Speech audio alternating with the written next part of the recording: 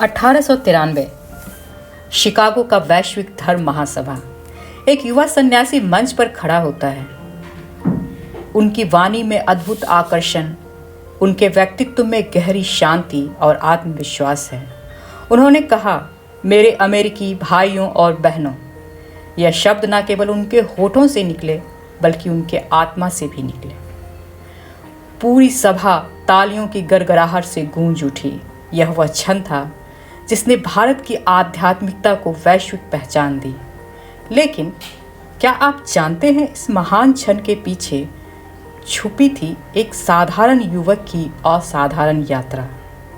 आज हम बात करेंगे नरेंद्र नाथ दत्त के स्वामी विवेकानंद बनने की उस अद्भुत कहानी की, जिसने न केवल उनके जीवन को बदला बल्कि भारत और विश्व के इतिहास को भी बदल कर रख दिया। 12 जनवरी 1863 कोलकाता। एक साधारण बंगाली परिवार में जन्मे नरेंद्र नाथ, उनके पिता विश्वनाथ दत्त एक वकील थे और उनकी मां भुवनेश्वरी देवी धार्मिक प्रवृत्ति की एक आध्यात्मिक महिला थी।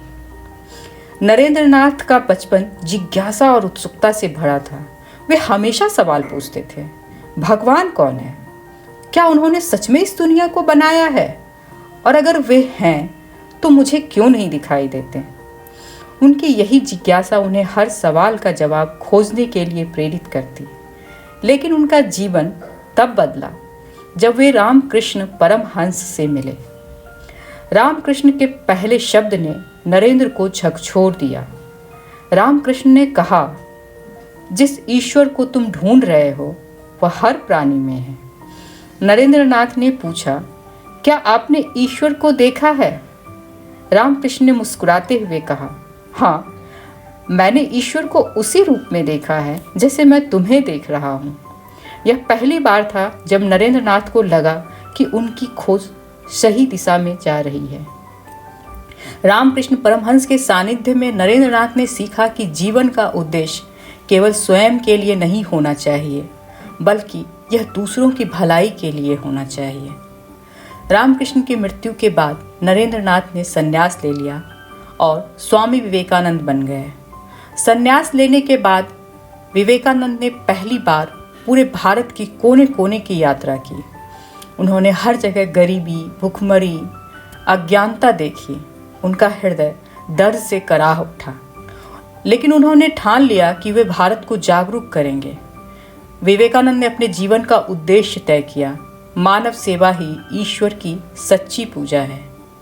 और फिर 1893 में शिकागो की विश्व धर्म महासभा में उन्होंने भारत की संस्कृति और आध्यात्मिकता का परिचय पूरे विश्व से करवाया। उन्होंने कहा, भारत केवल भौतिकता से नहीं बल्कि आत्मा से भी महान है। उन्होंने दुनिया को अद्वैत वेदांत के दर्शन से परिचित करवाया और कहा, हर आत्मा ईश्वर का ही अंश है। उनका संदेश था कि सभी धर्म एक ही सत्य की ओर ले जाते हैं। उनके शब्द आज भी हमें प्रेरित करते हैं, उठो, जागो और तब तक मत रुको जब तक लक्ष्य न मिल जाए। उनकी शिक्षाओं ने भारत के युवाओं को आत्मविश्वास और साहस दिया। स्वामी विवेकानंद ने कहा था, तुम शक्तिशाली हो, अपने अंदर की ताकत को पहचानो। नरेंद्र नाथ दत्त से स्वामी विवेकानंद बनने की यात्रा न केवल उनकी अपनी थी बल्कि यह हर उस व्यक्ति की कहानी है जो खुद को पहचानने की कोशिश करता है। आज भी उनकी शिक्षाएं हमें प्रेरित करती हैं और याद दिलाती हैं कि एक व्यक्ति की सोच और कर्म पूरे विश्व को बदल सकता है। स्वामी विवेकानंद की कहानी हर भारतीय के लिए प्रेरणा है और हमेशा बनी रहेगी। धन्यवाद।